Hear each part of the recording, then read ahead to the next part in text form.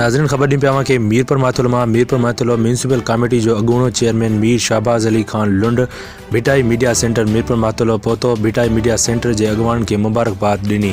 तफ़सील दी पिया कि म्यूनसिपल कमेटी जो अगूणो चेयरमैन MNA मीर ख़ालिद खान लुंड जो फर्जंद मीर शाहबाज़ अली खान लुंड भिटाई मीडिया सेंटर मीरपुर माथुलो पहुंची अगवान मोहम्मद हनीफ सुमरो, दीन मोहम्मद लाशारी, काजी अयाज कलवड़, माशूक चिजण, काजी इज़हार सईद चांडियो, अमीर हुसैन बोजदार बिन के मीडिया सेंटर के क़याम जूं मुबारकूं ॾिनियूं।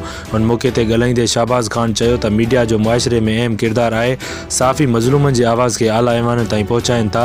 असांजी दुआ है त साफ़ी पंहिंजे कलम वसीले हक़ सच लिखंदा रहनि।